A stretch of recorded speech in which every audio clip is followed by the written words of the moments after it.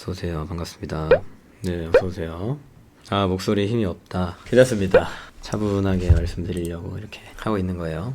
네, 반갑습니다. 일단은 차트 체크부터 하고 좀 넘어가 보도록 할게요. 일단 제가 누누이 말씀드렸던 구간에 차트가 도달을 했습니다. 그 구간이 어떤 구간이냐면 요 하락하고 있는 채널 상단 구간, 그리고 여기 매물이 쌓인 구간이죠. 두 가지의 하락 근거가 겹쳐져 있는 구간에 도달을 했어요. 잘 보시면 비트코인이 2022년 8월부터 형성이 된 하락 채널이에요. 얼마나 지속이 됐냐, 8월이면은 9, 10, 11, 12, 1 5개월 동안 하락을 지속했던 요 채널의 상단 부분에 드디어 도달을 했습니다. 만약에 요 구간을 뚫어주게 된다면 저는 20K까지 정도 봐도 무리는 없을 거라고 생각을 하기는 합니다. 새로운 모멘텀이 이렇게 생겨나는 거니까요. 지금의 요 방향성을 이제 피해서 새로운 상승 가능성이 열리게 되는 구간, 그 구간이 한 20K 정도가 되지 않을까. 조금 정확하게 체크를 해보도록 하겠습니다. 이렇게 추세를 하나 그어주고, 그 다음 이렇게 또 하나 그어줄게요. 이렇게 그어주면 상승값이 대략은 19.5 정도 나오긴 해요. 19.5 이런 느낌으로 봤을 때는 19.5 정도 나올 수 있다. 여기를 뚫어주게 되면 어찌 되었던 간에 지금 최종 저항을 좀 앞두고 있는 느낌이죠. 요 하락하는 채널, 그리고 여기 매물대 구간, RSI 과매수 구간, 세 가지 근거가 합쳐진 구간에 도달을 했다는 얘기가 되는 겁니다. 한 번에 치고 올라가기는 사실 쉽지는 않을 거라는 생각을 하기는 해요. 2시간 봉으로 봤을 때, 자, 전고점 동일한 부분에서 또 저항을 받고 있죠. 잘 보시면 거의 똑같은 가격대에서 한 번 더 막혔어요. 눌림을 주고 다시 재차 반등을 좀 시도하는 모습이기는 하나, 이게 과연 추가적인 상승으로 이어질 수 있을지에 대한 의문은 좀 가질 필요가 있겠다. 추가적인 상승을 위해선 아무래도 금일 CPI가 예상치보다 하회로 나와주는 움직임이 필요하지 않을까라는 생각을 해보고 있습니다. 자, 이해되신 분들 3번 한번 눌러주세요. 자, 다시 처음부터 설명 한번 가보도록 하겠습니다. 하락하는 채널 상단의 도달, 그리고 전고점 부근 저항, 매물대 저항, RSI 과매수 구간, 이렇게 저항이 합쳐진 구간이다. 만약에 이 가격대를 뚫어주게 되면 우리가 다음 상승은 어디 정도로 봐야 될까라는 질문을 하실 수가 있는데, 그것도 모멘텀 개념으로 볼 수가 있겠죠. 여기 추세선을 하나 그어주고 복사 붙여넣기 해서 위에다가 갖다 붙여줍니다. 자, 그러면 새로운 방향성이 이렇게 연출이 되는 거죠. 대충 그 가격대는 19.5 정도가 될 수 있다 라는 얘기가 되는 겁니다. 네, 스팡님 문의 주신 거 확인을 해볼게요. 그 정도 느낌으로 일단은 체크해 보시면 될 것 같아요. 따로 특이사항은 없고 여전히 하락은 진행 중인 게 맞다, 뚫어주는 게 중요하다, 그 정도만 보시면 무리가 없을 것 같습니다. 돌려주는 움직임이 아무튼 나와줘야 된다는 얘기죠.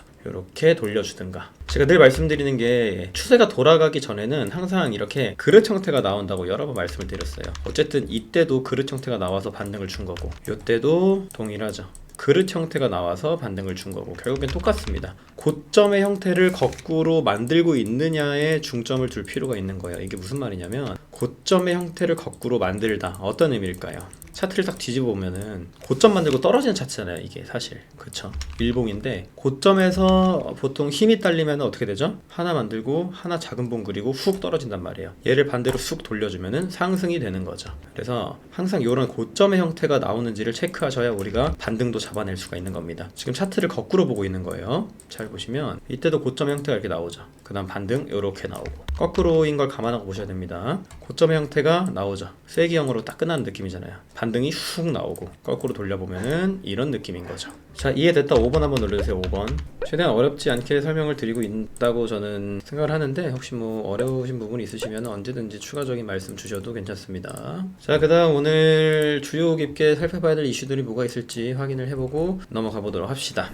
자, 일단은 비트코인을 추적할 수 있는 가장 좋은 시기에 도달을 했어요. 자, 이게 뭐냐면 항복 시기를 얘기합니다. 항복 시기. NUPL 온체인 데이터라는 건데, 이 온체인 데이터가 뭔지는 여러분들이 크게 이해하실 필요는 없고, 지금 투자자들이 손실권에 있는지 수익권에 있는지를 색깔별로 표시를 해준 지표라고 보시면 돼요. 근데 비트코인 역대 하락장을 살펴봅시다. 이게 2015년부터 16년도의 하락장이에요. 이때는 모든 투자자들이 거의 다 손실이었어요. 그리고 19년도 이때도 모든 투자자들이 다 손실이었죠. 그리고 코로나 빔 때 웬만한 투자자들 다 손실이었다. 근데 지금도 동일한 구간에 진입을 했다는 점은 우리한테 뭔가 시사해주는 바가 있다는 얘기죠. 많은 사람들이 얘기를 해요. 경기 침체에 다가올 수 있는 확률이 굉장히 높다. 실업률의 폭등이 아직은 나와주지 않았다. 이제 실업률이 쭉 올라가면서 경기가 후퇴할 조짐들이 좀 보여주고 있다. 저도 동의를 하긴 하는데 어쨌든 그렇다고 이런 데이터를 간과할 필요는 없잖아요. 뭐라고 해야 될까? 우리가 주식시장의 역사를 살펴보게 되면 계속 경기가 안 좋았던 순간은 있었고 데이터가 나빴던 순간은 있지만 결국에는 하락이 있으면 상승이 있을 수밖에 없는 시장이죠. 경제 성장을 하기 위해서는 GDP가 올라가야 되고 GDP가 올라가기 위해선 시중에 돈이 많이 돌아야 되고 인플레이션도 잡혀야 되고 등등등 여러 가지 이유들이 있단 말이에요. 결국에는 경제는 몇백 년 역사가 그거를 증명해 줍니다. 다 이겨내고 앞으로 걸어갔다는 어떤 그런 과거의 이력들이 있죠. 그래서 이런 데이터들도 우리가 참고해 볼 필요는 사실 있는 겁니다. 저는 그렇게 생각을 해요. 이번 매크로 상황은 다르다. 역대 최고의 버블이다 라는 얘기들이 있는데 리먼 브라더스 때도 그런 얘기 나왔고 IMF 때도 역대 최고 버블이다, 제일 위험하다, IT 버블 때도 다 똑같았어요. 결국엔 어떻게 됐다? 우상향을 하는 그런 결과가 나타났다 라는 거죠. 그리고 우리가 그 과거를 다 살아본 게 아니기 때문에 사실 무작정 반복될 거라고 말하는 것도 웃기기는 하지만 저는 그래도 그 통계적인 자료가 있어서 그거에 대해 한번 믿어보고 싶은 생각은 있다는 거죠. 그래서 이렇게 저평가 구간에 진입했다는 건 나쁘지 않은 신호일 수 있다, 이렇게 말씀을 드리는 겁니다. 그 다음 SOPR 지표가 노란 점선 아래로 하락하면 손해를 보면서 매도하는 참여자들이 많다. 이것도 까봐야죠. 자, 2019년 때 이 SOPR 지표가 굉장히 바닥을 딱 찍어줘요. 이것도 뭐냐면 투자자들이 막 던지는 거예요. 그러니까 손절을 막 하는 거거든요. 이 시장에는 미래가 없다. 이 시장은 그냥 쓰레기, 더 이상 망했다. 앞으로 나아갈 수가 없는 그런 정크본드만도 못한 시장이다 라고 느꼈을 때 요게 밑으로 팍 꽂으면서 사람들이 다 손절을 쳐요. 코로나vir도 똑같고 지금도 동일한 상황이다. 근데 사실 우리가 늘 생각해야 될 게 있어요. 가장 매수하기 두려울 때 매수를 해야 됩니다. 가장 매수하기 두려울 때 매수를 해야 돼요. 제 말이 어떤 말인지 이해되시는 분들 7번 한번 눌러주시겠어요? 저는 솔직히 지금도 매수하기 두렵거든요. 매수하기 너무 두려워요.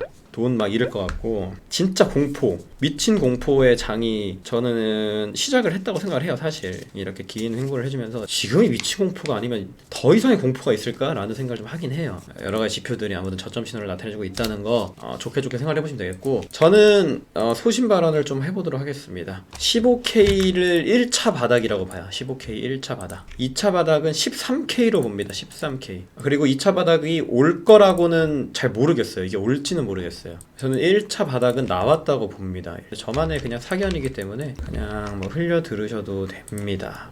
돼요. 자, 그 다음 우리가 살펴야 될 거, 카바가 김프가 굉장히 많이 껴서 30%가 꼈단 말이에요. 이거 매매하실 때 주의하시면 됩니다. 아마 올랐다고 구매하지 마시고 카바 좀 주의하시면 되고. 자, 이것도 다른 분의 그 데이터 분석을 가져온 건데 현재 지금 재차 강한님으로 상승 중에 있다. 저항이 나타나고 있는 중이기 때문에 CPI 발표 전 조정 가능성을 고려한 단기 숏 포지션은 매력적일 수 있다. 18.1을 돌파할 경우 상승폭이 크게 열려있다 라고 이렇게 말씀을 하셨습니다. 18.1은 뭐 돌파하긴 했는데 지금 전고점에 저항을 받고 있는 상황이죠. 제가 볼 때는 이 전고 부분은 넘어줘야 18.5까지는 갈 수 있다고 봐요. 그러니까 왜 그러냐면 매물대를 봤을 때 있잖아요. 이렇게 매물이 비어있는 구간이 있거든요. MT 여기 이렇게 갭이 떠 있는 구간이 있어요. 매물 갭이 있는 구간. 거기 한 18.5에서 7이 나와요. 7. 매물 갭이 있는 구간. 여기를 뚫으면 거기까지는 팍 쳐줄 수 있지 않을까라고 보고는 있습니다. 자, 다음 내용 또 봅시다. 최근 반등에는 코인베이스의 매수세가 굉장히 강력했다. 그리고 아까 저기 기어탐님이 말씀하신 것처럼 많은 기관에서 이번 CPI는 하회할 거라고 예측을 많이 하고 있어요. 단기적으로 아무튼 굉장히 좋은 움직임이 나오고 있고, 패드워치에서도 다음 금리 인상 0.25bp 정도로 예상을 하고 있기도 하고, 이번 CPI는 마이너스 0.2 정도로 보는 분들이 많으신 것 같더라고요. 컨센 이하로 좀 떨어질 거다 예측을 하시는 분들이 많은데, 그렇게만 된다면야 뭐 오늘 20K 볼 수도 있지 않을까라는 관점으로 일단 체크를 하고 있습니다. 그리고 RSI가 사실 지금 75 정도 돼요, 일봉에서. 근데 이게 2021년에 있었던 그 정도 값입니다. 진짜 오랜만에 괜찮은 매수세가 들어왔다는 얘기예요. 쉽게 말해서 요 정도 RSI 과매수관을 벗어난 게 1년이 더 됐어요. 1년이 이제 뚫고 올라간 거죠. 혹자는 얘기할 수 있죠. RSI 과매수 구간 넘으면 조정 오는 거 아니에요? 맞는데, 그러니까 요 정도 값은 우리가 주의 깊게 살펴볼 필요는 있다는 얘기예요. 이렇게 확 벗어나는 매수세는 이거 좀 수상한데? 이런 느낌으로 볼 필요는 있다는 얘기입니다. 자, 오늘 시황을 한번 정리해봅시다. 지금 조정받을 이유가 충분해요. 왜냐면 이렇게 하락하는 채널 저항받는 자리고 정확하게 전고점에 저항을 받는 자리죠. 그리고 RSI 조정 나올 만한 자리이기도 하죠. 그리고 이렇게 여러 번 지지받았던 구간이 저항으로 플립된 구간이죠. 수많은 이유들이 있는 구간이기 때문에 사실상 일시적인 조정이 나왔다 가주는 게 더 좋다라는 말씀을 드릴 수가 있습니다. 그리고 늘 데이터를 우리가 살펴보긴 하지만 좀 좋은 데이터, 코인베이스가 확 올려줬다는 그런 느낌. 그 다음에 많은 투자자들이 손실을 보고 있는 시장인데 사실 손실을 볼 때가 저점이었다. 이 공포의 장이 저점이다. 손절할까 말까 미치겠는 게 저점이다 라는 점을 알아두시면 되겠습니다. 자, 이해되신 분들 3번 한번 눌러주세요. 네, 3번 눌러주신 분들 감사드립니다. 오늘 말씀드릴 건 다 드렸어요. 그래서 나가시는 출구는 오른쪽이니까 출입구 잘 보시고 나가주시면 됩니다. 오늘도 보시느라 고생 많으셨고, 자, 오늘 목요일이죠. 내일까지 방송으로 찾아뵙고 주말 잘 쉴 수 있도록 해봅시다. 자, 고생 많으셨어요. 여기서 마무리하도록 하겠습니다.